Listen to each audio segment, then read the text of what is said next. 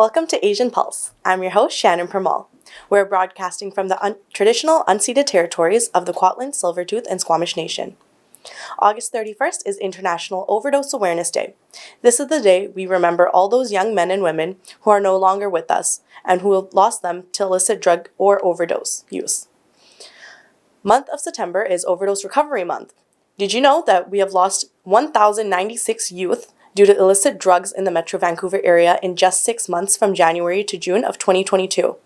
These numbers are not going down anytime soon, so if you know someone who is using drugs, to make sure that they are doing so in a safe way. As well as if you'd like to kick the habit of using drugs, there are detox centers to help them. We'll be right back after these words from our sponsors. I understand how important it is to have a place called home, and it's frustrating using your hard-earned money on rent. Vic Prasad can make you a homeowner. Get pre-approved services provided to first-time buyers and new immigrants. You can qualify for mortgage even if you have bad credit. Call Vic Prasad now on 604-306-6647.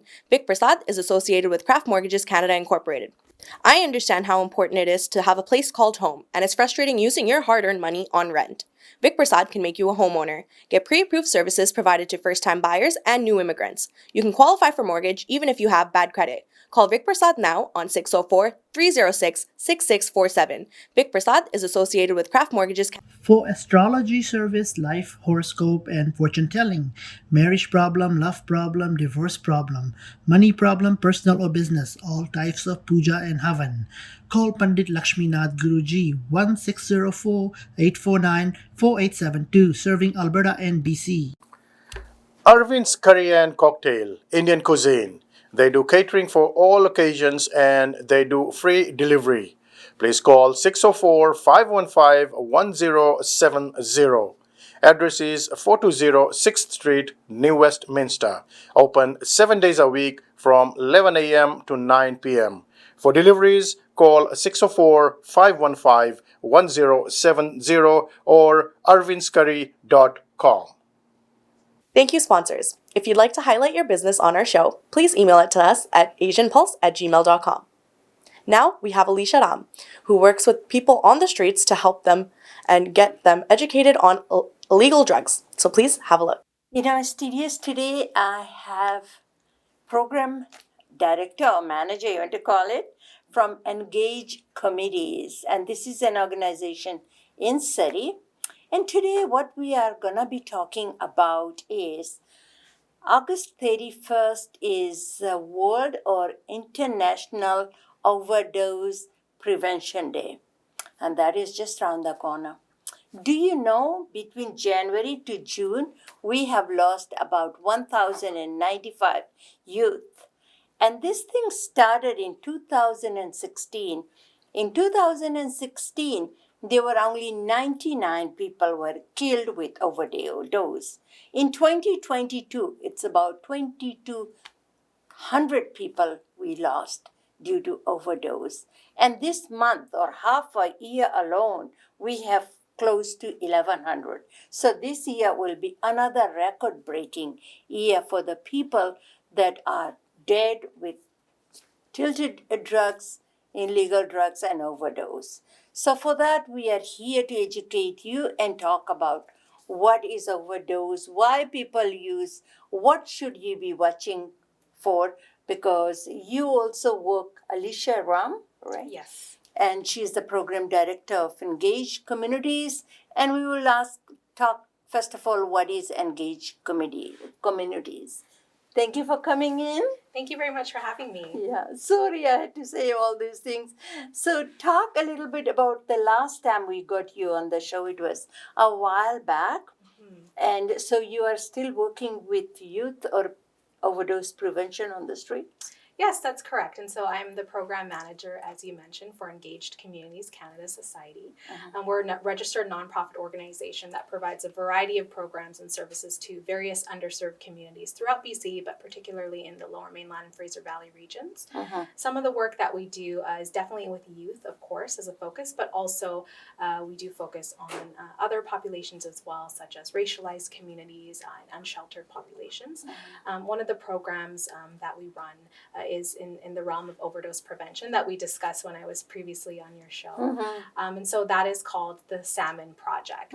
And so initially that program started as focusing on the South Asian community, because unfortunately of the illicit drug toxicity deaths that we've seen, the South Asian communities are disproportionately impacted. And so in the Salmon Project, it is a peer-led community outreach project. And so peer means individuals with lived or living experience. So individuals that have experience with directly using substances or facing related challenges, but also their loved ones.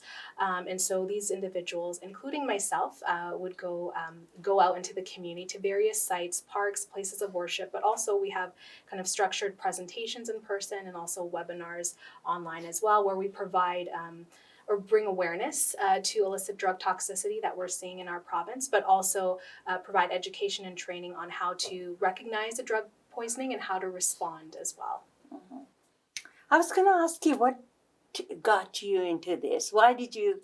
I mean, you could have chosen any work for that matter, but you are so passionate about speaking about this. So what got you into in the first place doing this work? Yeah, so in general, my background academically and professionally is in public health, but more specifically, I'm very much passionate about the health equity related issues. And so really identifying individuals or community that are maybe most impacted by certain public health challenges, but maybe don't have as many resources as the wider community. And so really kind of supporting those community members with the public health challenges that they're facing. So because that's something I'm interested in, it really led me into this overdose prevention work.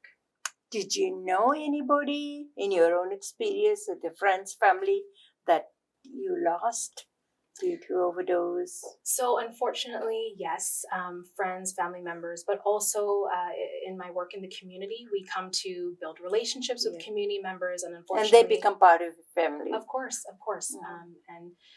Unfortunately, we have lost community members that we support through our programs, and so from various causes. It could be due to alcohol. It could be due to illicit drug use as well. And so unfortunately myself and many other individuals are all too familiar with this because there is quite a toxic drug supply circulating. We've lost so many people to illicit drug toxicity. So it's something that I'm familiar with, but also many of our friends and family members as well. And I remember the last time that we were here and we were talking about it. It's not the people that are homeless on the streets, they use the drugs. There are so many people, they have families, they're truck drivers, they do work, they have everything possibly you think of, home, family and everything. We don't know, nobody knows what happens, but I think they do drugs or illicit drugs or tinted drugs, and they do it alone. And there is, in Vancouver, we have different areas like in the city that people can go get support, but they do it in isolation. And we have lost many people due to that, because once you buy the drugs, you don't know how clean that drug is, right? Yes. It doesn't go through any channel or whatever that oh, okay, I do drugs, that's fine. Nobody is there to judge you. But nobody does drugs that, okay, I'm not going to wake up. This is it, right? Yeah, so unfortunately, in BC and actually across the country and outside of Canada as well, there is an incredibly toxic drug supply circulating. And so, it's not just individuals who are regular users or facing substance use challenges that are dying from illicit drug toxicity. It's also first-time users, occasional users, and sometimes like you mentioned, the drugs that we're using, they're poisoned, they're contaminated, and we might not be intending to use that particular drug or that concentration of that drug, but we don't know what's in the substances that we're using. And that just speaks to how toxic the drug supply is. And so that's why it's important for all of us to be aware that there's a toxic drug supply circulating, and to inform ourselves on how do you identify drug poisoning and how do you respond to that as well if you do come across that. I was going to say then, if you go and talk to somebody on the streets, like that's what part of your work, that you do education awareness on the street users or people that you think they are doing or using drugs, what are you telling them? Okay, it's all right, or maybe be careful, be mindful who your supplier is. What do you talk to them? So our role is really to provide education awareness. So and it really depends on the individual that we're talking to. They might be experts in this space and know more than we even do, and so we have to kind of gauge in terms of the experiences that individual has, and so we might offer. Education around what does an opioid poisoning look like, how do you respond using naloxone, for example. But in addition to that, we are not only offering this education training in naloxone, but we're offering harm reduction supplies as well. For example, safe drug use supplies, so this could be pipes, for example, it could be syringes and needles, for example. And so offering supplies for individuals to protect themselves and to reduce harm related to substance use. So that's typically what the conversation is around, just offering support, education, awareness, supplies, but also we support individuals in connecting them to services available in the community as well. And it really depends on the individual themselves, what supports they'd like to access, what supports they're ready to access as well. And so we help them with navigating the system and finding those supports that are most agreeable to them. Mm-hmm. I know sometimes it's easy to talk to the people because they are using. You just engage in a conversation and start a conversation, they start talking. But it's very, very difficult to talk to those people that do it in isolation at homes and all that, and they don't know what to watch for. Or the family members don't know what to do in a case. And sometimes you call 911. The 911 doesn't show up on time because of the health crisis in our province too, right? Yeah, and so that's why it's really important for all of us to educate ourselves and how do we recognize, especially an opioid-related poisoning, and how to respond as well. So in terms of how to recognize, there are various signs that you might see if you encounter a person that is experiencing an opioid-related poisoning. And so this can include an individual that is not responsive. They seem to have lost consciousness, or maybe not completely, but they kind of you're talking to them and they're not responding to you. Also, their breathing. It's very important to check for their breathing. So you can look to see how the chest is rising and going down as we take each breath. And so that might be slowed, or perhaps they've stopped breathing. Also, it's important to look at the skin as well. It might be discolored, like a grayish, bluish purple kind of color. You can look at the lips and the nails to identify if there's some discoloration. Also, you can feel the skin. It might be cold and clammy to the touch. You can look at the eyes. The pupils might be quite small. But also the individual might be making different noises. So sometimes this is described as a choking sound, a gurgling sound, but also a snoring sound as well. It's really important to look out for. So if you see any of these signs, it might be an opioid related poisoning. And so it's really important to call 911 right away and to get help. Wow. There's quite a bit you need to keep an eye on. Yes. Right? Be mindful of that, because right now, maybe the nails will not change the color, the skin might not change the color, but you are struggling to take a breath or breathe or choking or something like that. So it's important. So do you advise, if you have to take that, if you have to do drugs, to make sure that your family, friends, wherever, I'm talking about the people that live in homes and do that your family is aware of it, to talk to them about it? Yes. I mean, people that go and smoke. Okay, we're not allowed to smoke in the house, so people go out and smoke. And if it's a normal cigarette, it's not gonna kill you, right? Come in the packages and you see, and he's a smoker, so that's what he's doing. People that get drunk, they drink in the house, but that's different, right? he got drunk. But people that use this kind of drugs or that do that, even though if you are aware, but you don't have no idea what's happening and what has he taken either. Yeah, so it's definitely important if you are using whatever the substance may be. It could even be, for example, cocaine, and it might be contaminated with fentanyl or other opioids, but you don't know. So anytime you're using an illicit substance, it's really important to not use alone.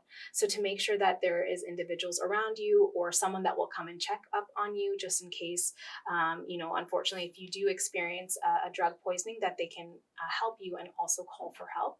So it is definitely important not to use alone, but also in terms of our family members and our loved ones that are surrounding us, it's important for us, whether we use substances or not, it's important for everybody to be aware of what are the signs and how do we respond if we do encounter an opioid poisoning, because if we look at the data, there's so many individuals that we are losing. It works out to about, I believe, 6 individuals a day that we're losing to illicit drug toxicity. And this is a preventable cause of death. So it's important for each and every one of us in the community to have this knowledge and be aware of how to recognize and respond to a drug poisoning. And it might not be someone we know. It could be, perhaps we are going to school, or perhaps we're going to the grocery store, or somewhere at work, or just out in the community at a park, for example. We might encounter someone that has potentially is experiencing drug poisoning, and so it's really important for us to all be aware of how we can support each other if that situation does arise. That's very important, because sometimes we are too judgmental and we don't know how to support, or we say the wrong things. And because that person is grieving, a parent that has lost their child, there is, it doesn't matter. People say, oh, time is the healer. But the people that have lost their loved ones, I don't see that in them, that after 10 years or about after 7 years, that they heal. Nobody heals from losing a child. Nobody heals from any loss, family members, but losing a child is so painful and difficult, because as we age, we always depend on our children, that when we are gonna be elderly or old, children will be taking care of us. This is our generation, right? But once we have to bury them before us, it is so painful. And the people around us should also not be judgmental and be able to support them. Whatever happened, it's not their fault, but it's very unfortunate that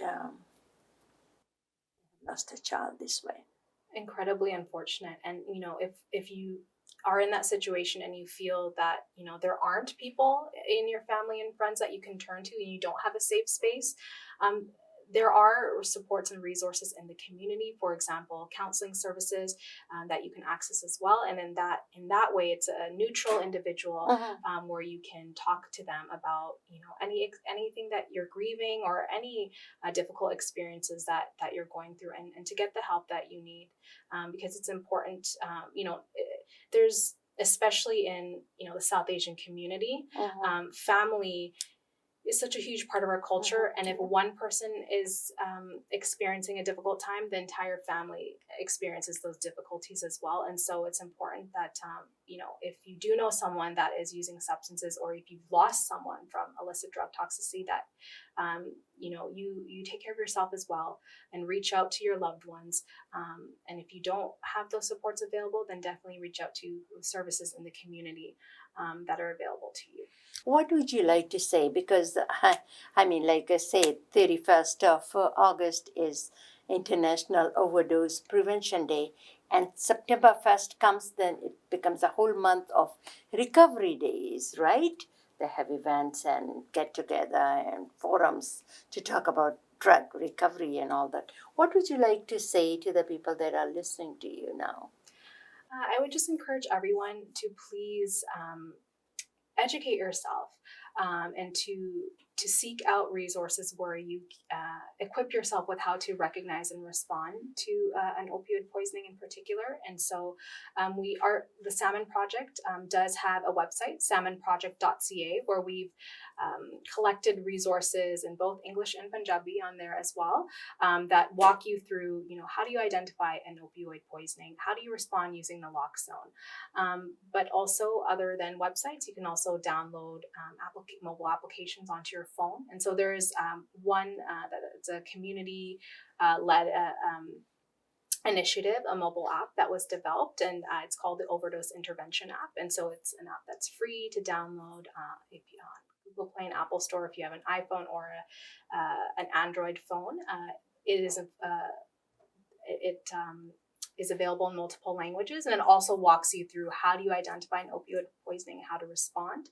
But alongside that, I would recommend for everyone to get a naloxone kit, and so you can obtain those for free in our community. So you can find them at local pharmacies, but also at local public health units as well. And then also at the public health units, there are safe drug use supplies available there for free as well. So just to educate yourself, but also have the supplies on hand, whether you use substances yourself or you're a supporter of someone who uses substances, or just in general, as a community member, to arm yourself with the information and resources to support someone in need. And I think there is a training coming end of this month in September for mostly towards the Fijian youth and Caribbean youth, and they will be providing you training how to use Naloxone, is it called? Naloxone. And they provide the training for 3-4 days, and I think that one is in Abbotsford. So I think it's very, very important for the youth that if you want to volunteer for this, at the same time, if you're applying for a job or something, you can put that on your resume as well, so that if that happens in your home, you know how to use it, you know how to monitor that or use that. So that is something that kind of resources is very, very important, that we all should be trained how to use it. Yes, and then also in Surrey as well, there is a facility called Safe Point, and that's a supervised consumption site. And so for individuals that do use substances, you can go in there, and they have harm reduction supplies and naloxone there. It's a safe space to use your substances, but also there's individuals there that can help if you do experience a drug poisoning, but also a service there is drug checking. So and that's available free to the public to use. And so let's say you want to use a substance that you obtained, but you're not sure, is it contaminated or not? You can go to that facility and they can check it for you. And that would be wonderful. Yeah. Thank you so much for coming in. Thank you very much for having me. Thank you, Alicia. Have your pen and papers ready, as we have some announcements and events that you might be interested in participating in.